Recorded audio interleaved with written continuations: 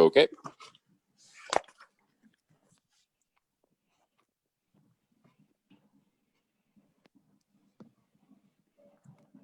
Good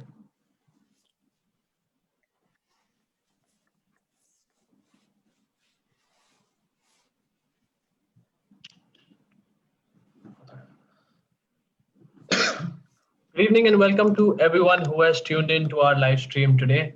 This is your host, Wayne Fernandez from Gutshot magazine, and we have some really special guests joining us from around the world. We have 4 renowned poker players joining us who will also be on air as commentators in the upcoming Final Table series on Spartan Poker. Before I go ahead and introduce them today, let me give you a brief understanding of what the Final Table series is. Of course, we're living in COVID times, and because of that, the India Poker Championship wasn't able to host a live event in recent months. And that has led to the creation of its first online series known as the Final Table series. The series is held between 16th to 23rd November on Spartan Poker, and the best part about it is that every time a featured tournament reaches the final table, it will be halted and resumed on a live stream the following day. This is for everyone to enjoy and watch and possibly even place a few side bets on their favorite players. For this, Spartan Poker has brought on quite a few international as well as Indian commentators who will feature on these streams over the next 7 days. And today, we'll have a chat with some of them.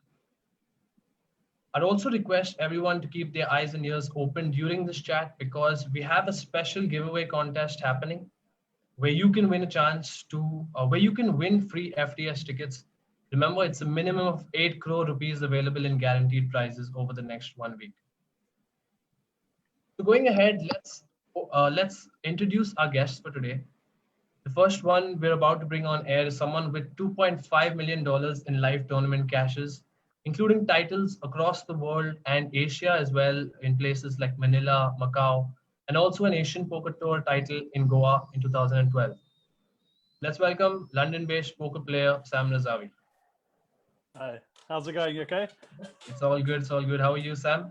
Yeah, I'd rather be in India, but I'm freezing, freezing cold here in England. But you know, to each their own. Right.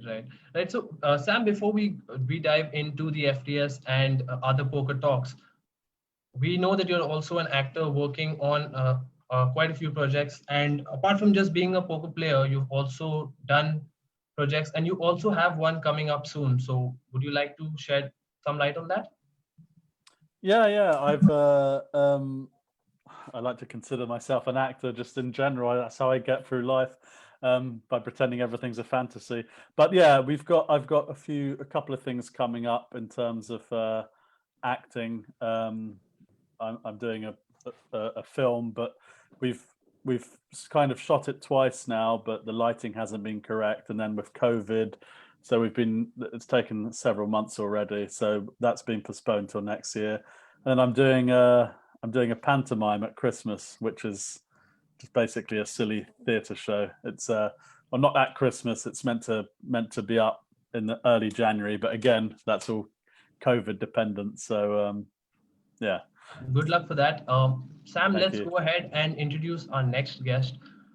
This guest has 6 million in live tournament cashes, and everyone knows that it's a massive achievement to win a World Series of Poker bracelet. But this guy has won not one, but 2 such bracelets, both in the same year in 2015. Welcome to Kevin Macphee. Thank you very much for having me. Appreciate it. Hope you're doing well, Kevin. Yeah, I'm doing all right. I'm in Canada right now. It's pretty cold here, but And it's things also are doing pretty early. well. Yeah, it's quite early, but it's all good. Thanks for joining us. Kevin, you have a couple of 7-figure tournament cashes in your career, and both of them have come in Berlin. So, I mean, we Indians tend to be a bit superstitious about some things, or most things in life. So, do you have any superstitions when you go to play in Berlin? Do you think you have some special connect with the place or special powers every time you hit the tables there? Well, certainly I've had quite a few good runs since I've been there. Yeah, I'm a little bit superstitious about it. They don't really hold poker tournaments in Berlin very often. So to have 2 wins in the same city, having 2 wins in a poker tournament, let alone in the same city that rarely hosts tournaments. Yeah, I would say I'm fairly superstitious about it. Right.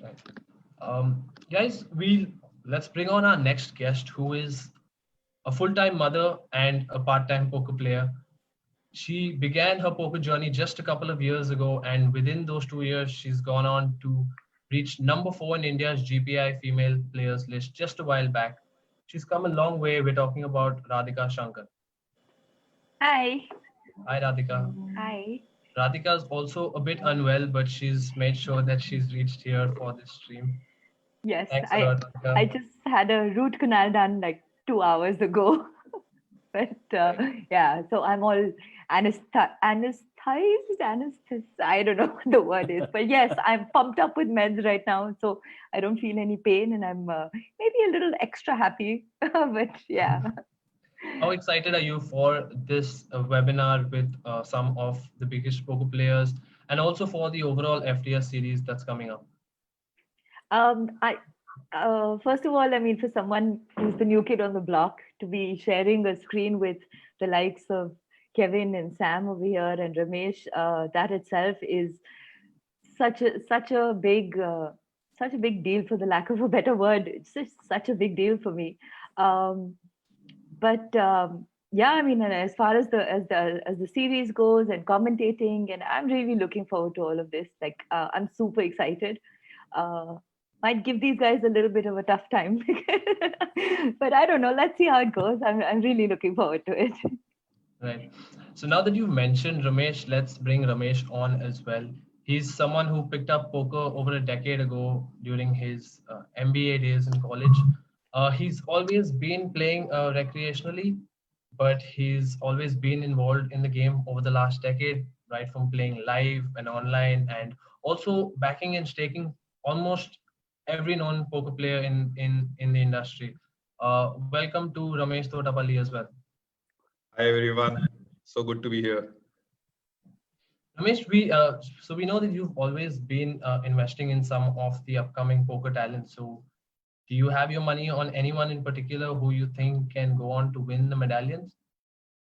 Yeah, my money is on Gaurav Sood, by the way, or maybe let's say Sri Harshad or Dapanini, among the Indians who could just go and grab that millennium without any efforts. Mm-hmm. Yeah, that's what I feel. So I'm really looking forward to this because gold medallion is something that has never happened before. Yeah, so it's a first happening in India. I'm so excited about it. And while you've been associated with the game since a while, this is going to be your first gig as a commentator. Do you have any particular expectations from the series, and what kind of views can we expect to be expressed from your end? See, the most exciting part here is most of the players who are playing, we know them personally. So I would really want to see how Sam or Kevin would want to, react on a particular hand, or the way we Indians, play poker so differently than the rest of the world. With Radhika involved, she has been doing a lot of boot camping. So I'm so excited to see what her views are, on the way the final table is going to go through. So yeah, it's pretty interesting. So guys, why don't you all share your views on the same? I mean, Ramesh is interested in knowing how Sam and Kevin are going to react when they may not know, or there's a high possibility that they won't know most of the players on the final table. So how do you approach commentary when that's the case? Shall I jump in with this one? Yeah. Having done a bit of commentary on poker played the Indian way, I've learnt to just go in and just be ready for anything, because there's some stuff there that that's the amazing thing about poker. I think that you can be playing for however many years and you'll always find something new or something to shock you, and something you think, I've never seen, what's going on? I can't even explain this. I can't understand it, for good or bad reasons. And I think just just because of that, I just go in just expecting. That's what makes it so exciting as well to commentate, because there are hands that you're looking and you can see all the hands and you think, oh, I kind of know what's going to happen here. They're going to free bet this and do that, and then the play just goes against anything that you're expecting, and it keeps us on our toes as well. And I think that's what makes it such good fun to commentate on these things. Yeah, for me, I mean, I've played poker all over the world, so I've seen all sorts of different styles. You know, and I've played online on 10 different sites and played in I think probably 30 to 40 countries at this point. So I'd like to think that I'm a pretty seasoned veteran and I've seen most of everything, but it certainly is exciting to see how people approach the game, see some crazy hands with hole cards up, and yeah, I'm just really looking forward to it. I really have no expectations, but I'm sure we'll see some spicy play. And another question directed to Sam and Kevin. So you guys have both played in the Poker Sports League, and you have interacted with a few Indian poker players at some point of time over the last few years. So anyone in particular who you think could do well over the next 1 week at the FTS? I mean, there's so many talented Indian poker players. I mean, I met so many when I was out in Goa last time, and I've become quite good friends with a lot of them. Abhinav Iyer, I'm really good friends with, and I'd hopefully get a chance to commentate on some of his play. And there's some really fantastic Indian poker players. So, you know, I'm just hoping to see some of my friends that I've met, so I can kind of see how they approach the game. So that's really what I'm looking forward to, is some of my teammates I had when I was in Goa, and just some of the friends I made along the way. I really hope that they show up so I can commentate on them. Right. Yeah. There's a few players that I've just sort of got to know recently, which I think Ramesh mentioned, Gaurav Sood and Sriharsha Doddapadeni. Yeah. And I've seen they're really, really solid players, but I don't know if you could even call it old school. Like I played a lot in Asia with Deval, KP. I don't know all the players that were particularly playing this league, even some old online legends like Amit Jain, Abhinav, of course. I don't know him certainly as well as Kevin. He's just obviously a beast. So like, it's just great to see so much talent there. I wouldn't want to put my money on anyone. So it's going to be tough. So whoever comes out at the end can be quite proud of what they've achieved, for sure. Right. And Kevin, you've won a couple of WSP bracelets, like we mentioned at the start, and quite a few people, whoever's watching the stream, has probably not experienced the highs of winning a WSP bracelet. So how would you describe that experience of winning multiple bracelets? And That's very insulting. I'm so sorry. Sorry. Can I take that back?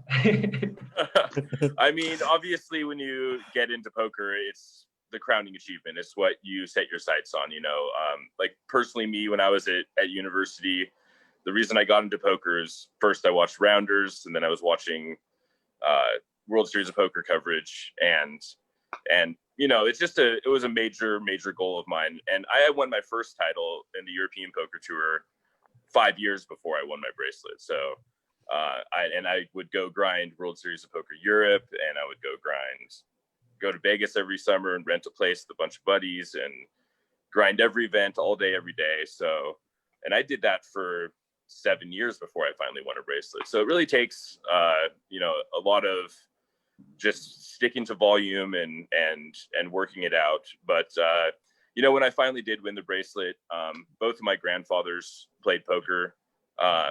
My grandfather on my father's side was a grandmaster bridge player.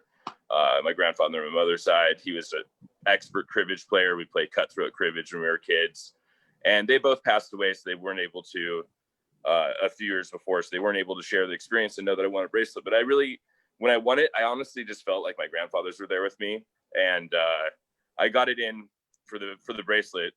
I got it in ace 4 to king queen, and the guy raised, and I did ace 4 off. I just shipped it in. He's snap call, and I was like, oh man, I must be dead. And he flips over king queen, and I just like, honestly, I felt like all my history and all my family and everything was there with me.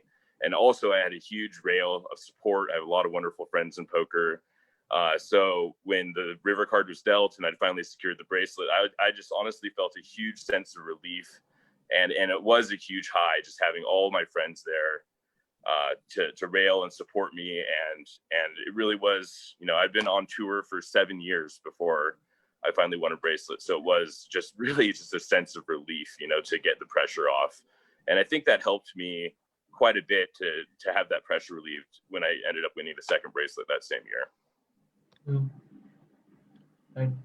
So you and Sam have both made multiple final tables in your career. So Sam, what kind of preparations do you think you need to make when entering a final table? Both, probably changes in your game as well as mental preparations that go in before you enter that final table.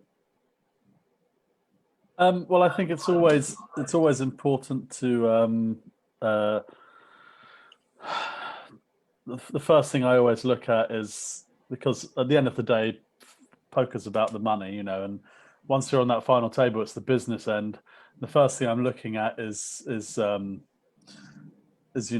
I'm placed in terms of whether I need to gamble early, whether I can hang around, and because it's especially if you make the final table of a big tournament, they don't come round, unless you're like, I don't know, Kevin Macphee or someone, they don't come round that often. So so when you are playing for that big money, it really is important. And you can be all the baller you want. Oh, I don't look at the prizes or whatever. It's about securing as much as you can. So you have to go in. You've obviously played with these players on the final 2 tables because you just would have done, because there's only that certain amount of players left. So you just go in based on everything you know about those players, everything you know about their tendencies. I mean, for example, I made a final of one tournament some years ago, and there was a lot of money up top, and I had the fortune of being on the final table with a guy that was on my day 1 table, and he wanted to win every hand, he wanted to bust everyone, and when we had 2 tables left, I won a massive pot, luck box that I am, and he comes over to me literally and he says, Sam, I want to let you in on a secret. And I was like, okay, I don't even know you, like there's 2 tables left. He says, I'm going to win this tournament. I said, good luck to you, mate. I hope you do. He said, can I tell you another secret? And when this is the 2 tables left, I said, okay, go fire away. He said, that trophy's got my name on it. They've packed it already for me. I said, okay, that's great. And so when he made the final table, and I knew based on the way he played, I went in with a game plan of, I'm going to literally let him do all the work. I passed some hands that people might think it's tantamount to collusion. I thought, I don't need to get involved here. He did all the hard work, and he was, and then I just struck when need be. And you just go in with a different game plan based on whatever. But it's all about the money. And if you do find yourself on a table with a load of real tough opponents, professionals, you can have all the experience you want, and you can just decide that perhaps you need to gamble a bit more. Your edge isn't as huge. There's so many different factors that play into it. So yeah, I mean, it's always great fun. Anyway. Right. Before we go ahead, for our viewers who are watching live, please send in your questions that you may have for either of Sam, Kevin, Ramesh, and Radhika, and we will try to address that at the end of the session. Right. So let's go to Ramesh. Ramesh, as a recreational poker player, we know that everyone's schedules and routines have been massively affected because of COVID, and the very fact that the IPC itself couldn't happen and we're doing the final table series. As a recreational poker player, how much has your game, and not just your game, but your daily routine changed ever since the pandemic? So we have been playing a lot of poker since the pandemic happened than usual because we are always sitting home and doing absolutely nothing, next to nothing, or we have a lot of free time as a recreational. So it has been good for the industry. It's that's what I believe as a recreational. Mhm. So we have been putting a lot of time. New people, friends, and family have been asking us a lot about poker as a game because even they wanted to find a hobby or a new sport. So if you ask me, a lot of friends have picked up the game from me, like since they know that I have been passing out time playing poker. So a lot of people got to know that even they can start like passing off time recreationally. So during the pandemic, I think a lot of new players started playing the game, or recreational started putting in a lot of hours together, essentially. So it's been it's been a good time, and I think it's going to go on till the vaccine is out and people start moving around freely like the way before. So yeah, Corona has really helped me, play the game a lot more than I would have actually done on a normal day. Mhm. Right, right. And Radhika is also someone who, a couple of years back, may not have been all that well known in the poker industry, but she's been doing pretty well over the last couple of years, right? Starting from home games to moving to online, and even she made a few final tables in live events. So Radhika, how do you feel that the minute you started getting out there and playing live tournaments, and COVID comes, and then you have like a long break before you can get the chance to actually get another final table or probably even a few titles? Yeah, my live series journey has literally been 12 months, because the first time I played live was last March in 2019. And I did make a final table there. In fact, I finished seventh, and that was my first ever live series, and that was very, very exciting. In fact, in that series, I made two FTs. One was a tag team event, and one was the main event in which I made a final table. And then and I made a couple more deep runs. So once I started playing live, I just got addicted, and I just had to do it again and again, and found myself going back to Goa about 5, 6, 7 times in this last calendar year. And then this March, again ran deep, and finished third in the main event at the DPT in March again. We And played that together. Yes, I remember very well. In fact, I remember the table that you were sitting on my left, and in fact, yeah, I remember very well. Yeah, I went on to finish third, and it was so. Yeah, it's been a very well. I mean, compared to the rest of you, my journey has been really, really short. It's only been a year, but this year has been amazing. And then, like you said, Dwayne, the pandemic kicks. I mean, I finished that event. I come back to Delhi, and within 3 days, the pandemic. I mean, the lockdown began, and have been stuck at home, but haven't let that sort of change the plan or hinder the progress, because I've been continuously studying a lot, and playing online. Of course, I'm itching, and I'm just dying to play live again, or like all of us are, I think. But yeah, I mean, I just want to feel some chips like that. little secret. There's a little drawer next to my bed. It's got a whole bunch of chips in it. And I can take them out and refill them every now and then, just to feel that. Ooh, I really, really, I can't. I want to feel that felt, and that. Oh, and look, this is me after 1 year. So imagine how, I mean, the talks that Sam and Kevin may be going through right now. But, yeah, it's, I mean, the pandemic is here, it's here, it's here. We can't do anything about it. So we have to sort of, convert negatives into positives. And I think almost everyone is doing that. At least those of us who are clever enough to just put a lot of volume online. And, so what if we can't go for live events right now because it's not safe? But we can easily play 6, 8, 10 hours a day, 14 hours a day, however much you want. And it's actually a little more convenient to sit at home and just click buttons. Yeah, it's been interesting. I'm really looking forward to all of this. Yeah. And Radhika, everyone knows you in the industry with your screen name and your Instagram handle that says #PokerMom. So Yeah. tell us about that. How is it balancing between your personal life, a mother, and also playing poker? I mean, to be really, really honest, it's no big deal. Like, even though I made up this name myself and this moniker of Poker Mom and whatever, uh, it's no big deal because motherhood actually is something that comes naturally to anybody who's a mother. So it's not like I have a job being a mother. It's just from the moment that she was born, and she's 6 now. Uh, that's like on auto. That's like being a mom is on auto, and playing poker is something that now I've decided to do. And these are the only two things I'm doing. I'm being a mom and I'm playing poker. So so when you meld the two together, you get a poker mom. And that's really what it is. It's really no big deal. I'm just a mom who plays poker. We Yeah, also and of have course, another. I cook and I feed her and I bathe her, and I'm doing all of that. And yeah, I mean, it's just, yeah, Right. yeah. We also have another question from you from one of the users watching the stream.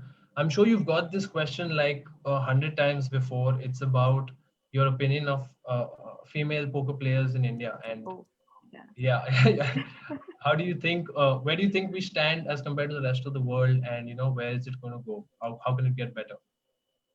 Okay, yes. I mean, there's no denying that being a woman, all poker, social media, people, sites, websites, magazines, blah, blah, everybody ends up at some point or the other, they will ask a female poker player, what's it like to be a female poker player in this male dominated sport? And, uh, yeah, it's a fact. The proportions are insane. There's, I think, one woman to every 100 men that are playing poker. Um, and actually, it's interesting that you asked me this right now because I will put this question, I will forward this question to Sam and Kevin because, in my opinion, uh, I just feel that India is at a very nascent stage as far as poker goes. It's only been really active and popular and public, and people are now rushing to it maybe only in the last 10 years, 12 years, 15 years at the most, as compared to the Western countries where, people have been playing for 70 years, 80 years, 90, maybe 100, maybe even more. I mean, I'm not so sure with my facts, but I'm sure the Texans were playing poker even in the 1800s. So give it some time. I would say, like right now, it's only been 10 years for India, or 15 years at the most. Maybe 50 years from now, we will see more women playing poker, and maybe there will be a balance.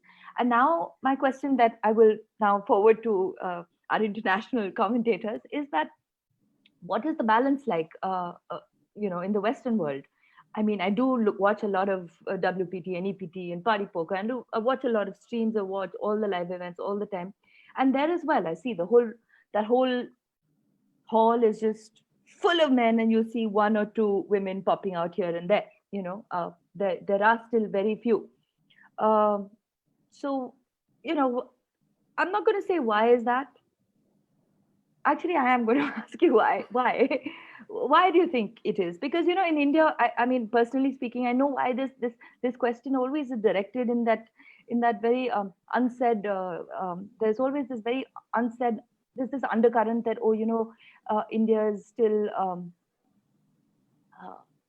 is not as progressive as the Western world, and women are still not economically independent, or they're still dependent on their husbands or their fathers, or they don't have that kind of say just to go out to just take on something like poker. And maybe that's why the masses in the women are not ready to get out there and play a sport that involves money, and you know what has also erstwhile been considered gambling, and there's all that outlook as well. But having said that, why is it then that in the Western world there is still this kind of disbalance between men and women? Because the way I look at it, it's a mind sport, you know, uh, and women have as sharp, if not a sharper mind than men do, you know. So there's nothing stopping a woman from turning to poker. So Well, yeah, I just I personally think that women have a kind of a leg up or an advantage, especially in the live poker arena. But they're so good at so many things. And you're actually, when I first started traveling on tour, you would see not so many women play. But over the years, I've been traveling the circuit and playing international tournaments for 12 years now. You see a lot more women these days. And I think that comes from this, seeing the success and having role models within the industry of other female players that have come up and found great success. And you kind of see them do it, and then more women are like, oh, they're doing it, well, I can do it now too. And I think that's pretty empowering. And I mean, I certainly, a big problem in our industry, would like to see a lot more women come into the player. I mean, they're 50% of the population, player pool, they're 50% of the population, but usually they only represent about 5 or 10% of the players. So it is a big hurdle that poker has to cross, you know. But I think with more women getting involved, and you just see more and more women having big tournament scores and being on live streams and such, that I think the hope is that we'll bring more women in, because it is a demographic we would like to see more of. Right. We also have a question from P. Murthy, which is towards Sam, but I'd like to ask this to everyone. So he asked, who is your poker inspiration? Look at this, Vince. God bless him, Mike Sexton.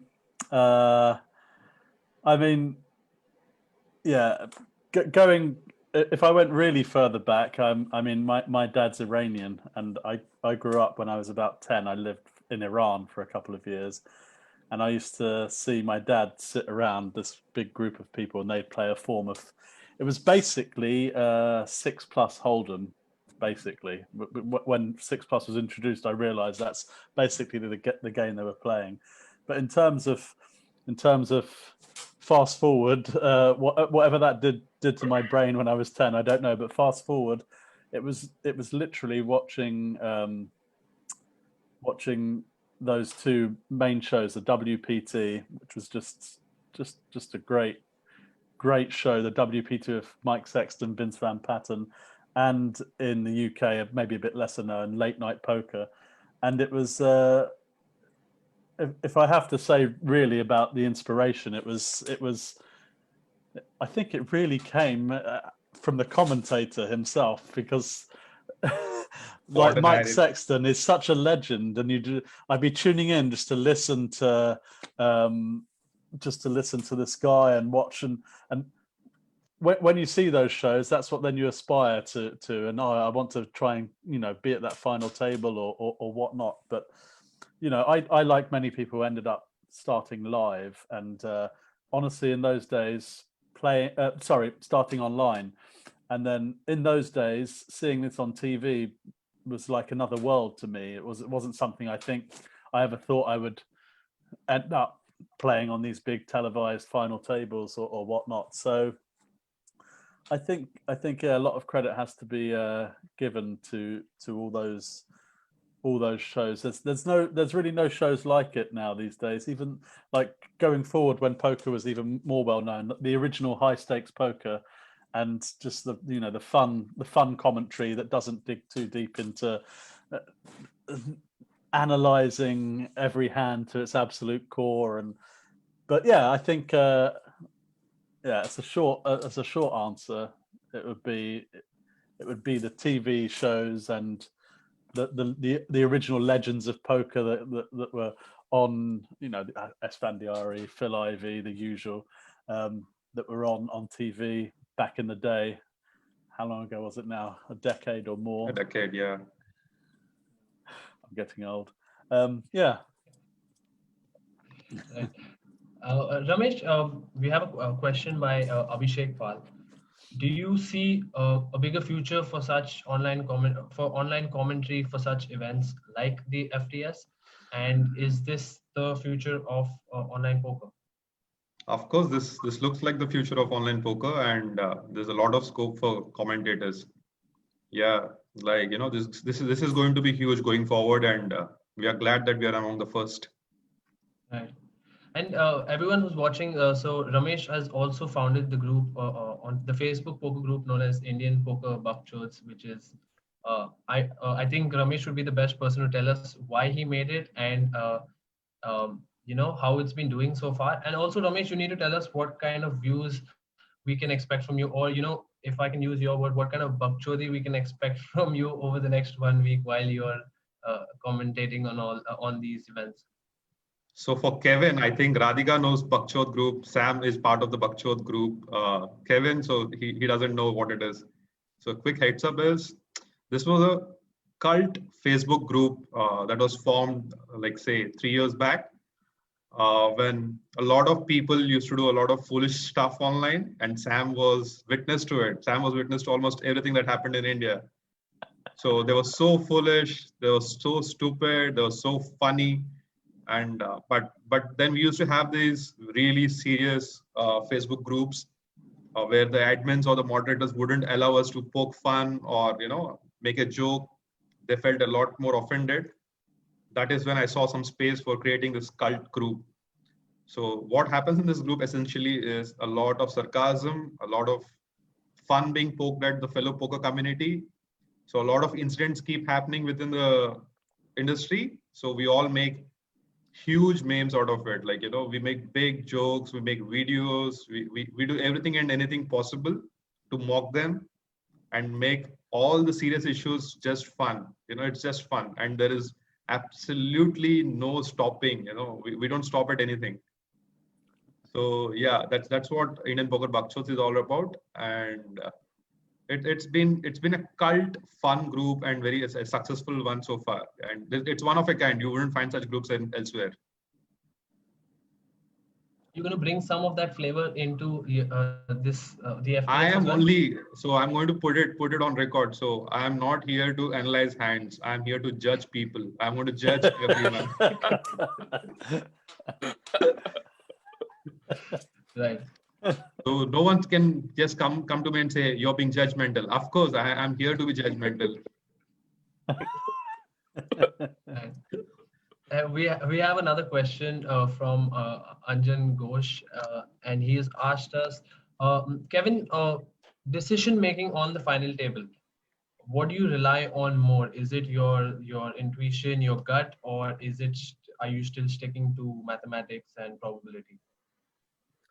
I mean, by the time you make the final table, you have a lot of history with all the players. So my old poker mentor used to say poker is just really paying attention, So I'm sure we're going to see a lot of fun play. Usually what I do is I just envision, much to what Sam was talking about earlier against his opponent, who just envisioned himself winning the tournament. So, when I'm playing late in a tournament, I want to know what the average stack is going to be heads up. I want to know how long the tournament's going to be. I want to be sitting in my chair and be prepared to be in the trenches for the long grind. And then also, it is very important to look at the payouts. That's going to dictate a lot of the play, and see when there's big pay jumps, when maybe you should tighten the clamps down, and maybe when you should go a little bit looser. But, the fun thing about poker is it's so dynamic and it's always ever changing. You have all these different personality types, changing chip stacks, payout structures, and everything like that. So really what it comes down to is just paying attention and using your fundamental mathematic understanding of the game, but also realizing that you need to be adaptive to the situations, because there's so many different spots that come up at these final tables where you could have a wild player or everybody could be playing very tight, and you just need to be paying attention, be prepared to stay there till the end. Another couple of questions. We have a question from Ashwin Rao to the panel in general. Post-pandemic, what new normal will be your first choice? Are you going to go back to live poker, or is online poker going to be your first choice? We are going to recover those losses that happened in the pandemic.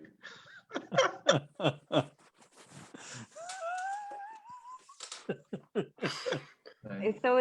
If there was a way to get the vaccine and go straight to the airport and head to Goa, that's what I'd do. That's what I'll do. Yeah. Yeah, I was going to say, I think pretty much I think everyone would be of the same opinion. The pandemic's forced poker players to sort of stay online. So I think everyone would be chomping at the bit to I can only imagine what the queues are going to be like at the Rio. They haven't had them under control since the day they started. I can only imagine if the World Series ever gets up and running again, what it's going to be like, because it's going to be utter mayhem. But having said that, I managed to play a bit of poker in London when they sort of opened up briefly. And I mean, I think it's a bit ridiculous, really. I was sort of forced to go by a friend and sitting there with a screen here, and it sort of made me feel like almost embarrassed with myself. Like, what am I doing going to to play poker? Am I that much of a degen that I want to get out while there's a pandemic going on? And I just hope that, sorry to sort of drag on, but I just hope that when things do hopefully go back to normal, we do see that There was news actual normal return, and not having to actually sit around tables where you can't talk to people, because for me, a lot of the pleasure comes from actually enjoying the game and not sitting there with a scarf wrapped around my head with just my eyes there, and I don't want to speak to anyone because I'm so serious playing cards. I just You can't be serious, Sam. That's why I left for Asia. Once the EPT started getting that serious, I was like, out of here. And that's why I love poker in India so much, because it's still. So, by the way, the casinos in India have opened up. I am in Goa right now, and we have been visiting the casinos every day. Oh, really? Well, Yeah. after this call, I'll be checking some flights, see if I can get out there. I do miss Goa, but yeah, it's live poker. Live poker. Yeah, I think we definitely all miss it. I mean, when it comes back, and I guess the question is in what capacity it comes back, because they're certainly running tournaments in Vegas right now, and I got out of Vegas, and I haven't played a live hand poker since the LA Poker Classic WPT back in, I guess that was like March or February or something. But when they started back up live poker at like the Venetian and stuff, I really wasn't all that excited about going back and playing. I thought it was a bit too early. And, there's a mask rule, there's plexiglass. So it depends on how live poker comes back, I guess, would be the question. And certainly won't, if you're playing with masks and plexiglass, it doesn't have the same sort of charm like it did before. So really right now I've been enjoying getting back into online. That's where I came up anyways. So I've enjoyed that, but man, I really do miss live poker. Like I really miss traveling and man, like looking at people and just telling if there's steam coming out of their ears or if they can't sit in their chair or, whatever it may be. There's just such a more dynamic and fun game when you get to play live and have all those other variables to look at. It's just so much better. But I think I'll be patient and wait for things to come back to normal-ish in a more normal capacity. Certainly I wasn't like running out to go play Venetian 400s or anything like that when things started coming back. So I think for now I'll probably be sticking to online. Although there has been news of WSOP 2021 going to happen in an online-offline hybrid, how do you guys think that is going to work out? Yeah, I think that's a very controversial idea right now from what I'm reading. I am in Canada right now. Of course, I'm a US citizen as well. So I can, if I want, fly to Vegas or Jersey to play the WSOP in those regional areas. In fact, if I stay in Canada, I don't have an option to play those. The international tour on GG is going to be hosting the live event in the Czech Republic, and I can play GG here, but I can't fly to the Czech Republic from Canada. So I think that's a pretty challenging issue for them, especially I read somewhere that they're going to disqualify you from the tournament and give you 9th place payout if you test positive for COVID before the final table.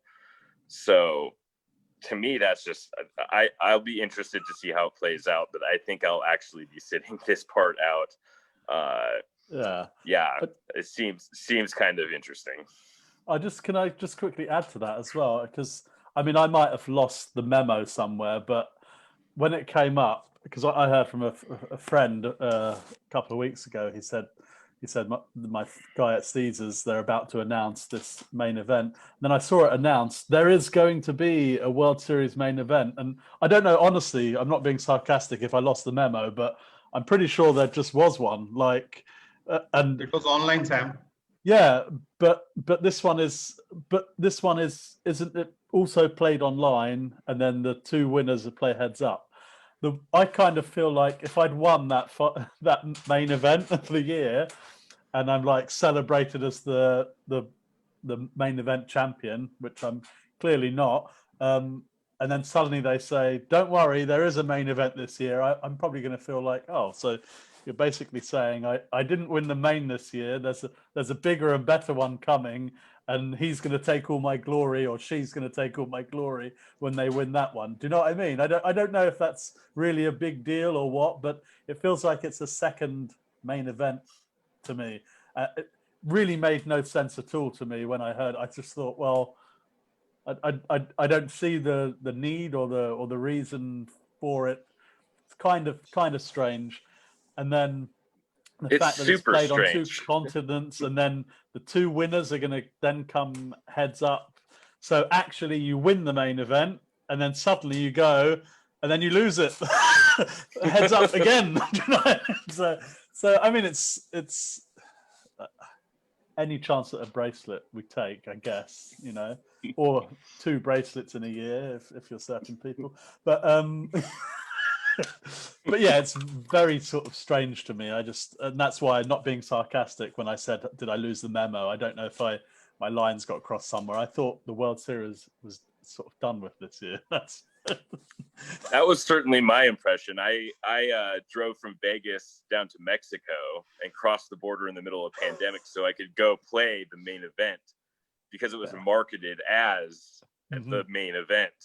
And I went and made a special trip to make sure I grinded that series, hoping I could be crowned main event champion. And certainly if I was, I would be a little confused and flabbergasted about why they're running it back again. It just honestly, it just feels like a cheap marketing ploy to grab some more money. And I'm glad you said that. Most poker players, I think, find it quite transparent. I mean, I'm sure they'll still, from what I understand, they're adding a lot of money to the prize pool, so I'm sure they'll still get a big turnout. It'll still be a prestigious event. But certainly if the champion of the main event, I think his name was Stoyan or something like that, if that was him, I would be like, kind of like, dude, what the heck? Like, that's... Don't let him do let him do the shuffle up and deal at least, probably. Yeah, I mean, I think it's super weird, but yeah, it's super strange.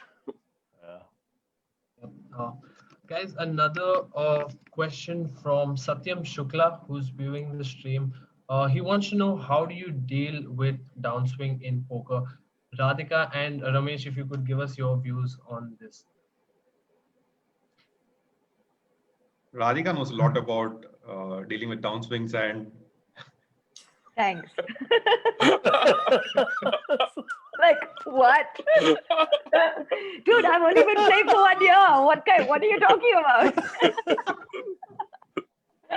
You are judging people, aren't you? You started already. He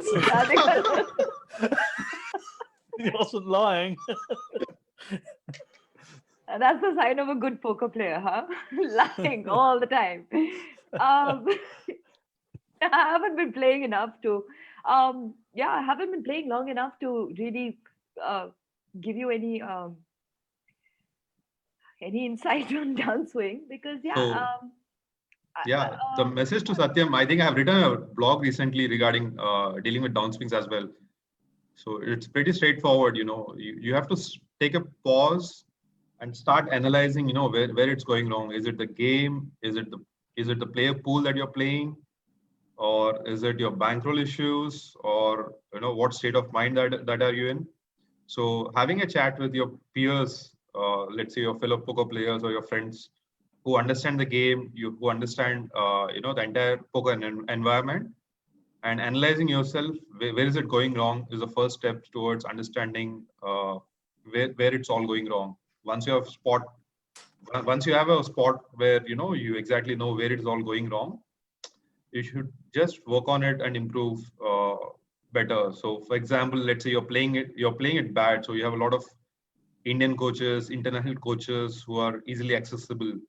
So you can just talk to them, discuss hands, read some material, and do stuff like that to improve your game. If there are other issues, it have to be taken care individually, and it depends from person to person.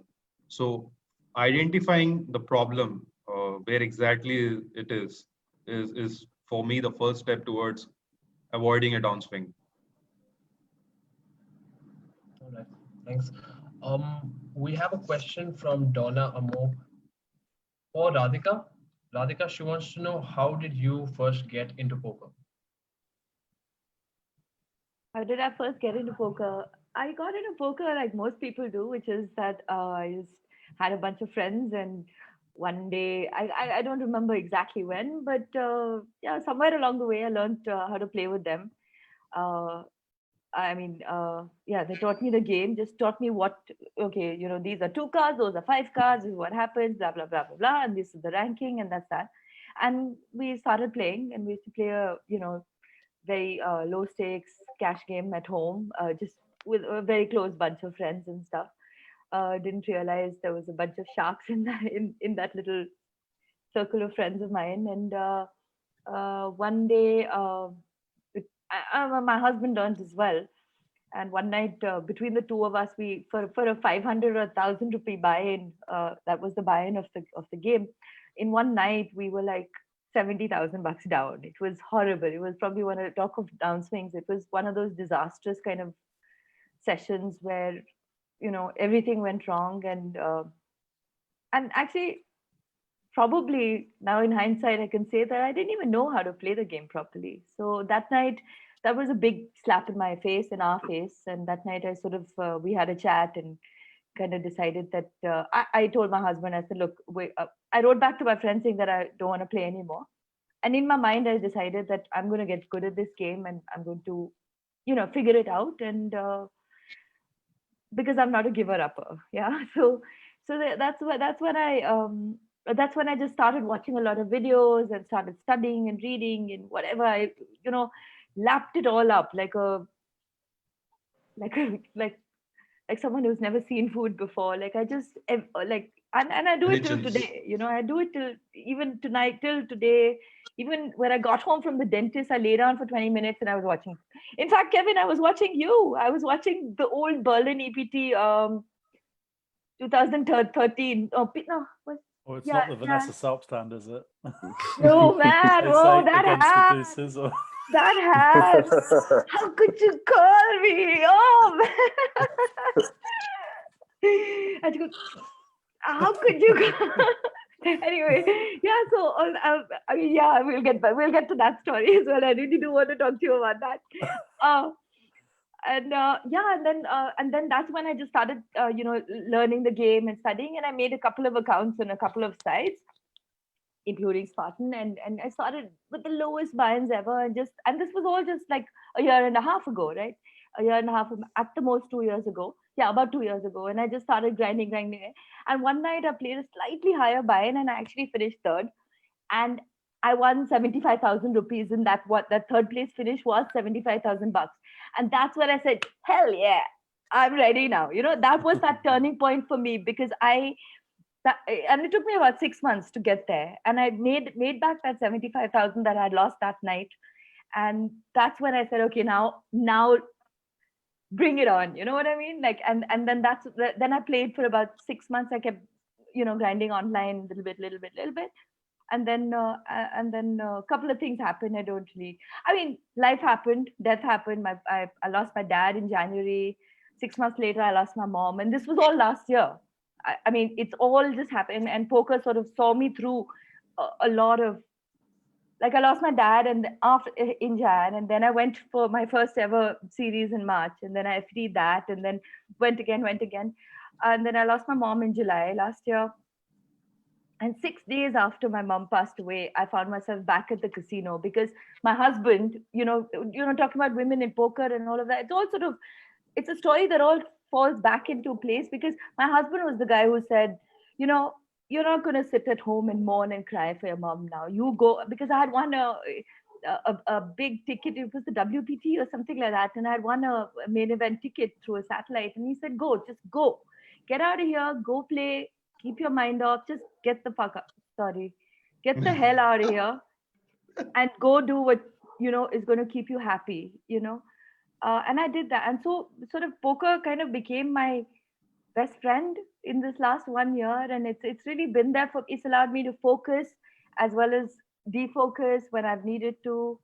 It's just been, so, I mean, what was the original question? Because I just went into a whole story. But that's how it happened, right? Like it just, that's how it began. It began with friends, moved on to online a little bit. And then once I touched the live felt, that was it. There was no turning back. And now I'm just waiting to I'm just so happy it's all happened. And it's such a short story, but I just feel blessed that I discovered poker and that horrible night happened. Yeah. Right. We have another question. Since we spoke about Downswing, we have Naveen Bajaj asking us a question to the panel in general. What are the most common mistakes players make when they are on an upswing? They think too much about themselves. They think that they are the best. When you're on an upswing, you don't see what's wrong, what's right. You just think that you're crushing it, and there's no one above you. That's what you feel. It's overconfidence that swells out. So you start playing stakes that you shouldn't be playing. You start playing games that you shouldn't be playing. You start putting a lot of volume which you shouldn't be putting excess volume, and kind of turn it into a burnout, or again, the variance absorbs you. So I think also you should have your head at the right spot. Yeah, I think also I think we could. What did you do, Sam, when you started? I think last 2 years, since 2018 to 20, you went on. Listen, I don't even know what upswing means. I mean, it's alien to me. Sam, 1 second. No, but what I think is an important point to note is that going away from actual poker and losing a bit of discipline and playing higher games, all that aside, there's also the when you talk of upswings, there's obviously varying degrees of I'm winning a few quid here and there, and then I've just made 300k. There's outside factors as well, which include but are not limited to making your way into the pit to play a bit of roulette and other games. It's other excesses you might enjoy, going out and drinking till the cows come home and going back feeling so you're invincible, and which of course I think to each their own, and you're free to do whatever you want. But if we're talking about mistakes, I think upswing or downswing, it's always good to just be grounded and keep the discipline on both ends of the scale. Enjoy yourself, but the discipline, which I wanted to mention earlier when you're talking about when you're discussing about going on a downswing, discipline for me anyway is the absolute key to at least to long-term success in poker, and it comes in many forms. The discipline when you're on a downswing, because the way I see it, I'm not superstitious, so to speak, but if there used to be a pattern for me, I'd go like X amount winning, and then I'd have a short break where I'd be losing. And I know that skill outweighs luck in the end, but suddenly I start looking at the factors in my life that are maybe contributing to that. And there's a reason why I'm losing for this period of time. And it's all about just controlling damage limitation. And so the discipline to not keep pressing the issue and saying, I have to keep playing, and trying to play your way through the downswing. And on the same token, the discipline not to get above yourself and think you're beyond learning anymore and you're just the king of the world or queen of the world. and keep yourself level-headed. And yeah, I mean, It's I'm humility, rambling right? on, but discipline, Humility, and they go hand in hand. Discipline both and ways. humility. When you're down and when you're up, right? And just Absolutely, stay humble. 1,000,000%. Yeah. Just that. I mean, the way I look at it, we are never above the game. The game is always a little bit above us, right? Like we Exactly. can't. Yeah, you know. So And if you you know, just stay just below, you'll be fine. yeah. And also leave some for the others. You know, if you go and win, That too. you go and win one World Series of Poker bracelet, maybe say I'll leave it till next year to win another. You know, maybe. That's 80-20 sort of situation. Don't be greedy. Right? Yeah. No. Yeah, you're right. Your thoughts on the same? What was that for me? Your thoughts on the same? Yeah. Oh, I mean, you know, I've won a lot of money, and I've lost back a lot of money multiple times in my career. So downswings are something I'm very familiar with. Certainly when I first started playing poker, when I would go on an upswing, I would always reinvest into my poker career. You know, when I first started playing, we didn't have so many training sites or training software. I would literally just go down to the bookstore when I won and buy some more poker books. I probably have about 60 or 70 poker books sitting in a box somewhere that I've read all of them. But when it comes, when I first started playing poker, I didn't really know anything about selling action or swapping. But when I had my first big win, I just had 100% of it. So I was obviously very fortunate for that. And I think nowadays I've kind of learned to be a little more tempered in my approach to the game, taking less of a piece of myself in certain things. Certainly, if you can sell to investors in a markup or swap with friends that you respect their game, that's a great way to hedge and sort of make sure that you're not so exposed on just the result of your play. So that's something I would definitely recommend to people. If you can swap with your friends, if you can sell action potentially at a markup, that's going to help a lot. But really, you got to stick within some rules and limits. Otherwise, it can spiral out of control very quickly. And I think, you know, like what Sam said, stay out of the pit, stay away from, you know, casual gambling where you're giving up an edge, and just try to stick to poker. And for me, like, I'm a tournament player, so when I would get finished playing an online session, I'd maybe have, you know, 1 or 2 tables left, which for me is a little boring sometimes because I'm used to playing anywhere from, you know, 10 to 20 tables at a time.